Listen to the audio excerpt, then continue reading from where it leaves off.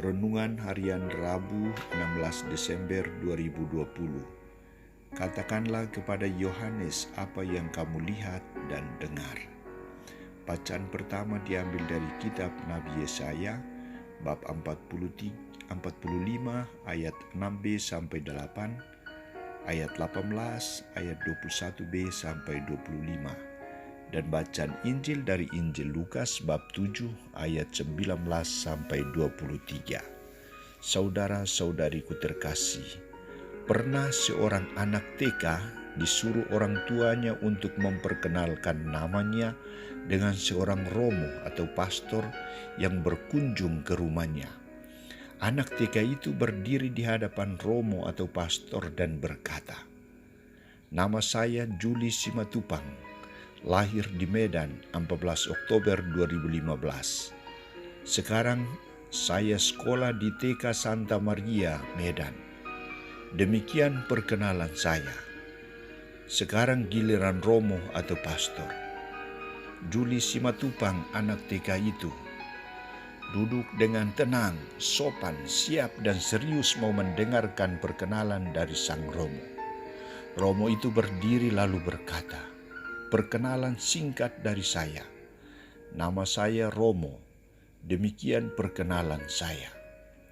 Reaksi yang ditampilkan oleh si Juli menanggapi perkenalan Romo atau pastor itu adalah marah, kecewa, tidak puas, menangis dan protes dengan orang tuanya karena Romo itu tidak serius memperkenalkan dirinya.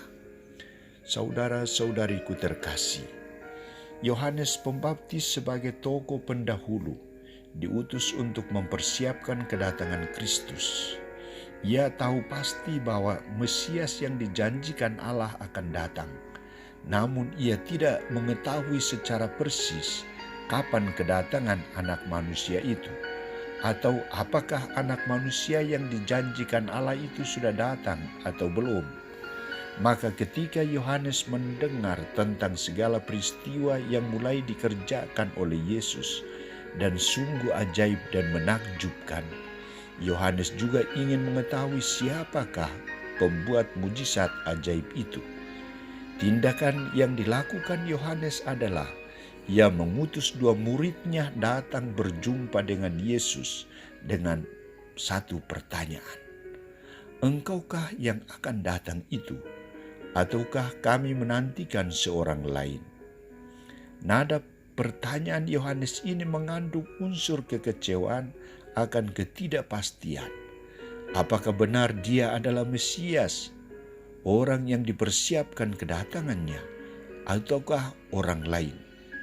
Di balik pertanyaan Yohanes ini sebenarnya terkandung pernyataan ini. Bila Allah benar-benar Allah, mengapa ia tidak memperlihatkan tanda-tanda kemahakuasaannya? Mengapa Allah hanya memperlihatkan kelemah lembutan dan kasih sayangnya saja kepada umat manusia? Untuk memberikan jawaban atas kekecewaan Yohanes, Yesus tidak langsung memberikan jawaban bahwa benar dia adalah Mesias yang dinantikan, tetapi ia memperkenalkan dirinya dengan segala peristiwa yang telah dan sedang dikerjakannya.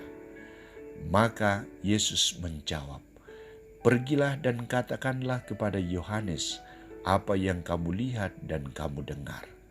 Orang buta melihat, orang lumpuh berjalan, orang kusta menjadi tahir, orang tuli mendengar, orang mati dibangkitkan, dan kepada orang miskin diberitakan kabar baik.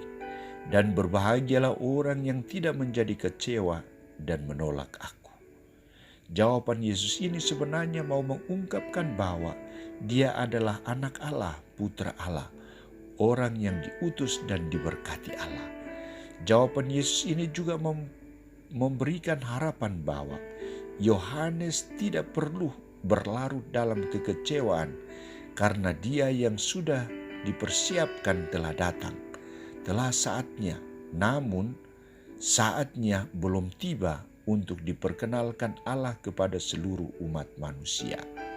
Saudara-saudariku terkasih, kita juga sering kecewa karena harapan dan kerinduan kita tidak tercapai, tidak terkabulkan.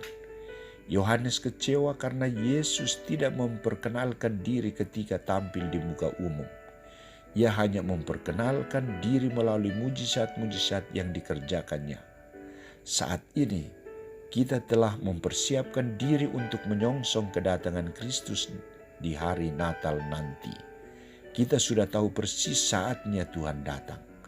Tuhan akan kecewa bila kita tidak menyiapkan hati untuk menerima kedatangannya.